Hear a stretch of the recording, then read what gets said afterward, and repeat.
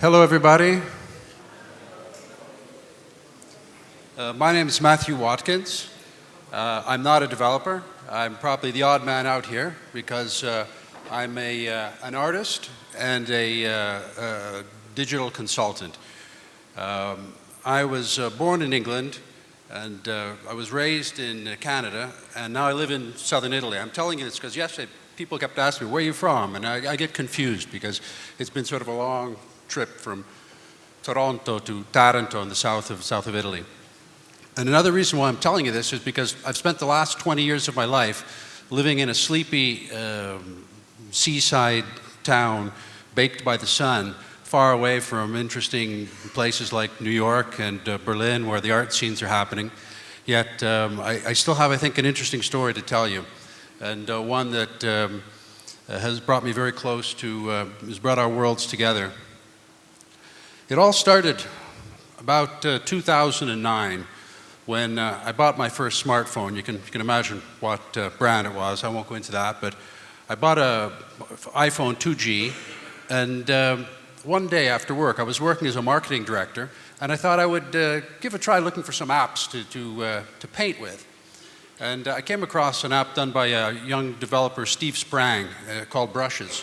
And basically that app changed my life. I couldn't put it down for months. I drew furiously, night and day, and I did thousands and thousands of pictures on it. It was interesting. I later met Steve and was able to talk to him and understand, how that app came into being.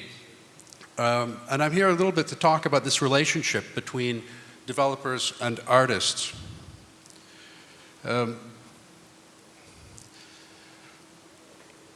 40,000 years ago, finger painting meant this. We would paint on the walls of our cave. Man's earliest form of expression was with his hands, his fingers, and would count the day's events and hopes and dreams. And 8 years ago, finger painting was this. Using our fingers to make our first contact with the art world. Children smearing paint and using our fingers to discover who we are. Now this is digital finger painting. This is finger painting. We have the possibility through tablets and smartphones to use our fingers to communicate creatively. It's a powerful tool, and it changed my life. 2009, Jorge Colombo did the first cover of the New Yorker, painted on a mobile digital device. I use the term mobile digital art because for me there's a big difference between a device I can carry around in my pocket and one that's sitting at a desktop. A mobile digital painting meant the end of the mouse, which I hated.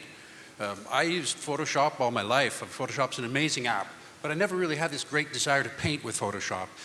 Some people do. Sean Mullen, the mighty, mighty digital painter, has made superb art since the 1980s on Photoshop with a mouse. And even after the first Wacom tablets and things came out, he still kept painting for quite a while with a mouse. For me, it was different. For me, it was this suddenly having in my pocket a responsive touch screen that I could trace the day's events, that I could think of something and just portray it. I started drawing when I was very young, and I've had a number of art shows in Canada, and they were always very small affairs. There were always just a few people would show up. I never had a broad reach public that I could really communicate with, such as the world of art. Maybe if you're lucky, a few hundred people come to your, will see your work through its lifetime. In 2009, I had the idea of taking all the paintings that I've been doing up to that point on my telephone and having them in one show at the Apple store in Bari, where I live. And the turnout was quite amazing. People just came in off the streets, filled it up. There was an article about in the Washington Tribune about my show, and so that really cheered me up. And it was a real epiphany, this possibility of painting on a smartphone. Rai News got word, the Italian broadcasting company got news of my show, and they wanted to interview me. So they came down to Bari, and I created a little picture, this picture here, standing on the shoulders of giants for them for their 3-minute segment on art news. And during the interview, I said, this is such a great tool that everybody's going to be using it soon to make art. It'll replace the pencil. It'll be something that'll be totally ubiquitous. The funny thing is, at least in Italy, it's really not. I'm finding a lot of young people don't use their digital devices, their mobile digital devices for creating art. They use them for all kinds of things, but not so much for creating art. And until the first tablets came out, I did thousands and thousands of these little pictures. And one of the great things about creating work on a small portable device like a phone is that you can share it very easily on social media. So I started sharing my paintings, and I got in contact with other artists who were doing the same thing. And pretty soon we had this huge community of artists, and it reminded me a lot of the days of the Paris Café Society, when people would take the art out of the academia, and they would put it into the cafes. And so we got into contact with each other, and we created this enormous virtual community, showing our art and displaying it and critiquing it. In 2010, it was sort of getting in the way of my day job, all this art making. And I told my boss that I wanted to go to New York and set up this mobile art con with the NYC. And I could understand it was a bit of a problem for him, so I said, I'll just quit. And I did. My friend said, well, Matthew, you must have a great job quitting your great job lined up. But I was really just wanted to get away and do creative pursuits. So we got together, all these people who had been for 2 years creating art on our phones, and we met up in New York, and it was the beginning of a whole new friendship, a relationship, collaboration. We ended up only having 2 of the mobile art cons in New York, but it was a great experience. Having a digital painting means having something that doesn't exist. It's something that if I send it to you, you have the same picture, and so it's really, it's not unique. So we print them off. We could print them off, put them on our wall. One of the, that got old pretty fast, and so we started to look for different and new ways of outputting our work. In this picture here, you can see from a 10-inch tablet, I'm printing it 4 meters tall. And the great advantage of digital art is it can take on any form. It knows no limits. This is a Mercedes SLK, which was covered in a skin, which came from a finger painting on a tablet. The tablets presented new opportunities for exploring different themes. Here's a picture based on fossils that are in the Bolca. I do a lot of imaginary cities. One of the first pictures I did on my iPhone was this little penguin on the left. And then I decided a couple of years later to redo it on the tablet. And my point being is that it's not the size of the device that's important. It's not even the definition that you can get on a bigger device. It's the creative opportunity that it represents. And somehow working on the small devices and the ease of creativity gave us great opportunities to come up with ideas. The app revolution was particularly felt by us because we had, for the first time really, we had small developers contributing, people like Steve, to the developers who could in some way compete with great companies like Adobe and Sketchbook, small developers. And I think that's still pretty much the case. The big apps, very much like we were saying earlier, Word does everything. Word is a mighty app, but it's cumbersome, it's intimidating. And so is the way with a lot of the larger art apps. They do so much, and quite often we don't need all that activity. It gives us the possibility of app mashing. We can get apps that do very specific functions, Hansel Hu made this app called type drawing, where we can draw with type. I can mix that with Sketchbook on my Android, and I can mash them together. Then maybe I can take that and put it in Snapseed, and I can edit it. So instead of doing end-to-end production on one app like Photoshop, we're doing it with a series of different apps, and it creates a lot of fun opportunities. One of the most important elements for me, being a painter, is to have good brushes. I consider a good brush being that space between accident and control, where we don't really know what the brush is going to do, how it's going to behave. If a developer says to me, well, what makes a good brush? I can give him the textures I've created. I can tell him what I like. But really, it's a synthesis of playing around and coming up with something that allows us to create new opportunities.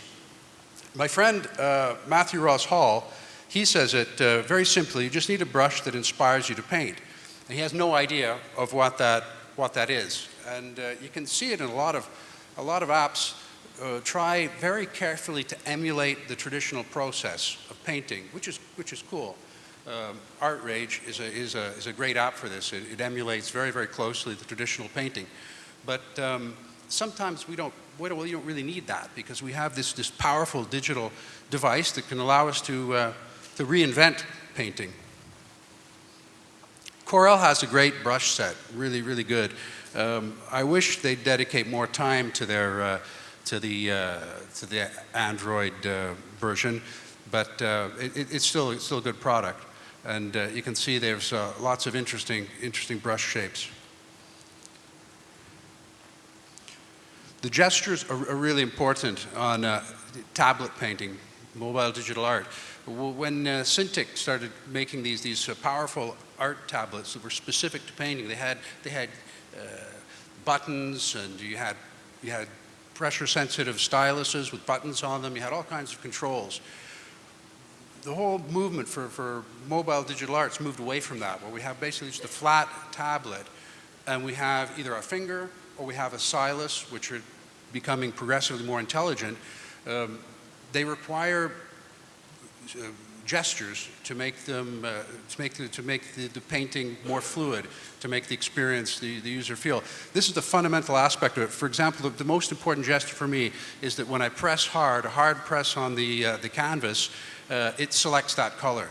And so that means if I have 2 or 3 colors on my painting, I can use those as a palette to work from. It's really exciting for me. 1, 2, or 3 finger taps can do things, and I've noticed a lot of the apps on Android are making use of the volume keys to do undo, which I find is a good aspect. Inverse pressure is sort of a tricky thing, where the faster you go, the larger the stroke gets.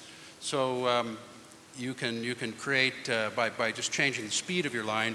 Even if you don't have a pressure-sensitive device, you can change the device, the width of the line. A must-have is the canvas rotation. You know, I wouldn't have thought this when I first started working on a mobile digital device, but the fact of having a canvas that's static, you can always turn your tablet. No, it doesn't really work that way. It's nice to be able to twist with your fingers the canvas and move things around within the tablet. Sketchbook has a particularly good interface for mobile painting. I guess the kind of thing that bothers me is that they tend to just port the iOS modifications over to Android. I'd like to see them developing them together, and I'd like to see the development cycle a little bit faster on Sketchbook. But it's a superb app. Infinite Painter is probably my favorite Android-specific app. Infinite Painter is a huge app, but it still has quite a clean interface with the brush choice along the top. You have your layers, and you can select a number of functions from quite easily. It's a huge app. I did this picture on Infinite Painter, and a friend of mine said, well, wow, if you did that on an iPad Pro, think how much better it would be. And I thought, what? I mean, how would it be better? I mean, it's an idea. It's an idea that I created on an Android. It's like saying, well, I painted that in acrylics, but if I painted it in oils, it would be a better picture. Art doesn't work that way. It's a medium which inspires us, and we use it to bring out an idea, and that was really exciting. The thing I love best about mobile digital art is the opportunity it adds for collaboration. We collaborate with everyone, with everything. We collaborate with children, we collaborate with other painters. It's a constant collaboration. And I have to confess that when I was working in traditional media, I did very, very little collaboration. It was all about my work, me, my friend's work. Now it's about creativity and art. I'm collaborating here in this picture with some students. There were some students from an association body for autistic children, and autistic children are really interesting because they have a very different perception of the world, and just like artists have a very different perception of the world often, we can communicate very, very well together. And so they would take photographs, and I would draw on their photographs, and another child would write stories about it, and it was a wonderful experience. My friend Fabric Lenny in Leeds, he works with children, and he gathered a whole bunch of drawings from children in his classes, and he sent them out to all his artist friends. There was I think about 15 of us around the world. And Frankie sent me this drawing, and so then I was able to work on it on my apps and send it back to Frankie, who was really, really happy. And it's great to be able to work with children as equals. This is a picture, an illustration I drew, and one of my other artist friends picked up on it and turned it into something else. So he mashed my picture, very much like you do in music, making it his own. And then I mashed this on top. It went on for 5 or 6 long versions with animations of the sequences in between. It was a lot of fun. The possibility to reuse and remix here is a remix of Da Vinci's great work. When I walk down the street, I see the cracks in the asphalt. They suggest forms to me, and I can turn those into new works. It's a powerful creative tool. And people who say, well, now how are you going to sell this? They don't quite get it. The message behind creation is not financial gain. It's about creating. It's about creating. We can project. We can project onto buildings. I do a lot of performance painting where I project onto to walls. I project onto. Here's one in Ischia last year at the Festival of Santa Anna, which is very important for them, and projecting over the entire castle was very, very beautiful, very dramatic. Unfortunately, in the Android, in the Play Store, there's very few apps for this kind of specific moving painting, which is something I hope an opportunity I hope that some people will pick up on. We also use another tool, a whiteboard, where we have artists in different parts of the world. We can talk through Skype or FaceTime or whatever app, whatever they have, and we can draw at the same time on the same piece of work.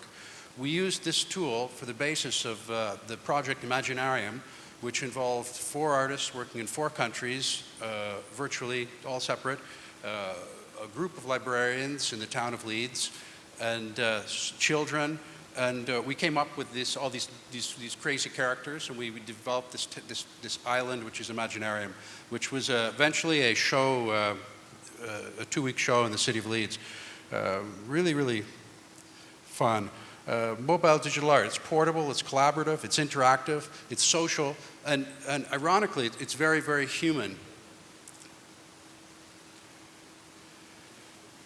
The girl with the pearl earring says, let me tell you a dirty little secret. The dirty little secret is that technology has always been in our art, but we don't like to talk about it that much. We like our art to be pristine and clear, like spring water. We think that an artist should be so good that he should be able to draw something with no help for anything. And if he does use tools or technology, then it doesn't count. It's cheating. So it might come as a surprise to understand to know that Vermeer used the camera oscura, which is basically the predecessor of photography. By projecting, he was able to fix images and paint them more carefully, not because he wasn't a brilliant painter. The point here is not to demean in any way. It's just that it's interesting for us to know that these great minds, these great artists, they were using technology back then.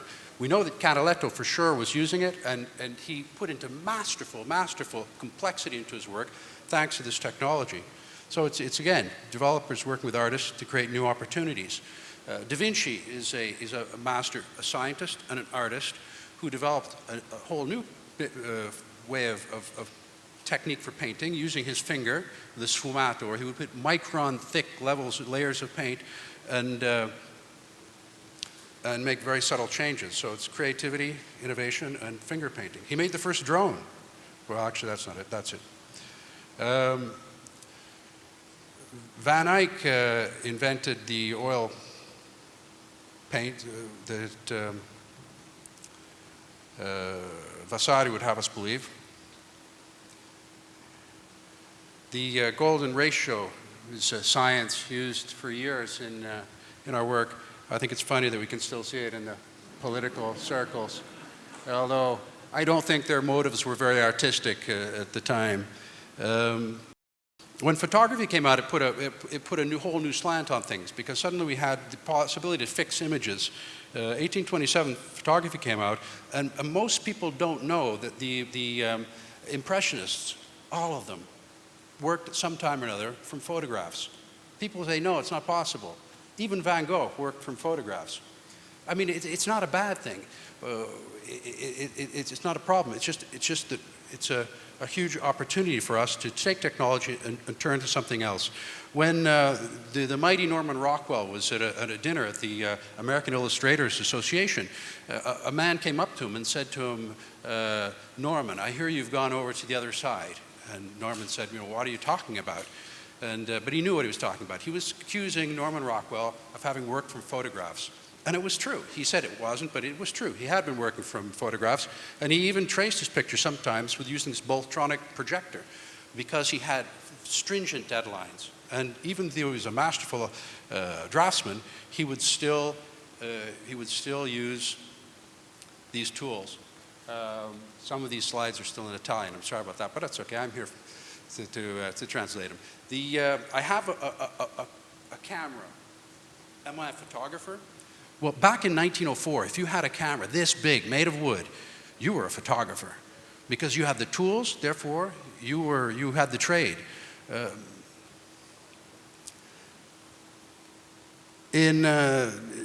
Damian Winter went into Afghanistan with a telephone and took pictures. He made these photographs from a grunt's life. It was basically a series of photographs of how the soldiers were living in Afghanistan, really gritty photographs. And he won second prize in the New York Times photography competition. His colleagues were outraged. They were outraged that he could take photographs on a phone, that would be acceptable. It's not acceptable to make, can only take photographs using the right tools. And I beg to disagree. Here's the most tweeted photograph of all time, taken from a Samsung. Am I a photographer because I took this picture? Maybe not, but we have to look very closely at what the implications now are of this technology moving in a process which I can only describe as the democratization of art tools. A critic said to me after my first show of my mobile paintings, he said to me, digital art is not art.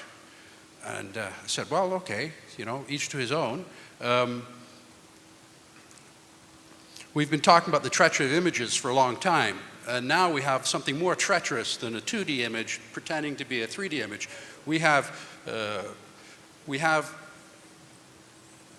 virtual images. We have images which are made from bits on a computer, and they can emulate. They can emulate traditional images. So now we have a little bit of difficulty understanding where they came from, what they are, and what to do with them. Critics, in my opinion, are often people who are walking backwards in time. And we're living in the middle of an immense technological revolution, and they're having difficulty keeping up with it. This was finger painted in Art Rage. Has anybody here ever painted on their phone, tablet? Anybody interested in trying it? Okay, I spoke to Art Rage last week, and I asked them for some codes, some free codes for Art Rage, and I have 10 codes to give away at the end for the Android version, and I have 5 codes for the desktop version, which is pretty spectacular. So if you send me a message, I'll flash up my email later, and just send me a message, and first come, first serve, I'll be happy to send you off the codes with indication of how to use them. My provocation to him is that this is data. Andy Warhol understood very well the concept of that we're talking about. It's interesting that Andy Warhol in 1985 did some of the first digital artwork on an Amiga, which was then lost and destroyed in his cassettes, and was just recently rediscovered thanks to some great computer work. This is not a bullet hole. I decided one day it'd be fun to paint a bullet hole on my phone, and just as a lark, and then I uploaded it to Flickr, and then pretty soon that was the most popular image I had on Flickr, and people were downloading it and making it their own. In fact, I think it's still in the first places if you do a search for a phone and bullet hole. The point being that it questions the way our images are used now has completely changed. Rockwell said, without a good idea right from the start, only failure can result. I don't totally agree with that. I think that sometimes the idea comes as we're working, but we certainly need to have a good idea as we're going along. Jaron Lanier said that in a virtual world of infinite abundance, only creativity could ever be in short supply. These are words to live by. We have this immense opportunity now to create, but it's the creativity that will in the end make the difference. This picture I made, it's called Still Life with Japanese Fishing Trawler. The idea was that I could take the Flatiron Building and I could take a Japanese trawler and I could mix them together, just like there were bananas and oranges. I could do, it's not a disaster, it's just 2 images I put together to make a point that we have powerful weapons of creation, of mass creation at our hands. And developers and artists working together can do just about anything.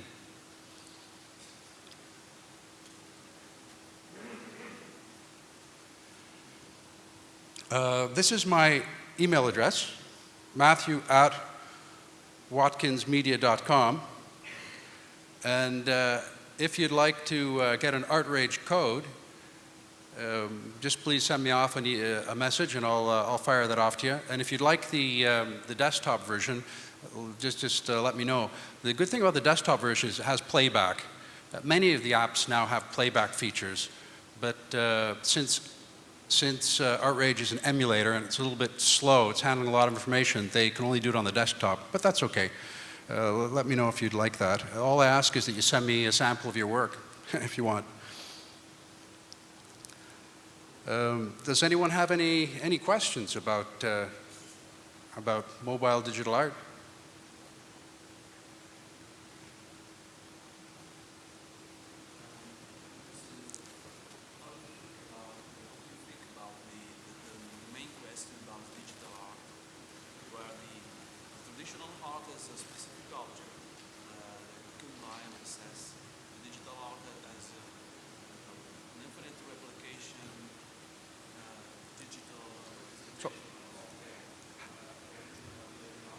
So how do I feel about the difference between a digital art, or traditional art, which is a piece, a physical presence, compared to digital art, which is infinitely replicable, always the same, and really doesn't exist?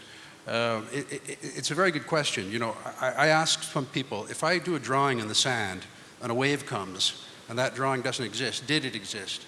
I mean, we live in a society where the permanency of that work becomes very, very important, and the originality of it. Digital art is different than static art. There's no doubt about it. It offers new possibilities and new risks, but it's not going away. It is for me the expressive opportunity that it permits is important. How we will use that, how we will sell it, how we will commercialize it, I don't know. Cory Doctorow, the writer, he decided that he would give away all his books in digital format. Was it a stupid thing to do? No, he says he ends up selling more books because he gives it away. Before I was a digital painter, nobody knew about my work. Very, very few people. I maybe touched thousands of people in the world. Now that I'm working in digital work and I'm sharing as much as I can online, hundreds of thousands of people who see my work. I have millions of views on the social media, and it's created new opportunities for me. New opportunities where my creative business, my art business, which doesn't really make much in terms of revenue, guides me in a series of activities which help me to live a better life.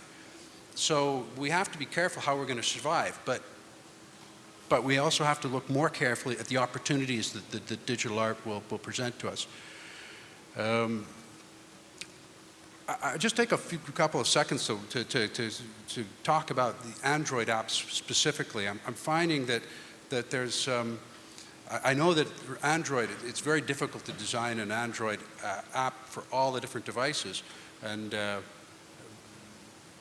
I think that there's great opportunity for even just simple apps doing one specific function. And if anybody's interested in working on these apps, please let me know.